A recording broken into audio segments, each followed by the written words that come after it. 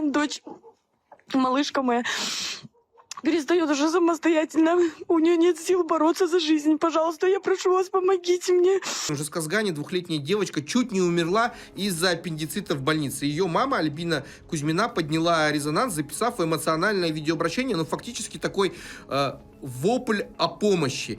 Она в своем вот этом видео рассказала, что несколько раз обращалась с ребенком в местную больницу, потому что у малышки были острые боли в животе. И медики, по словам женщины, направляли сдавать анализы, ну а опасения матери о возможном аппендиците игнорировали.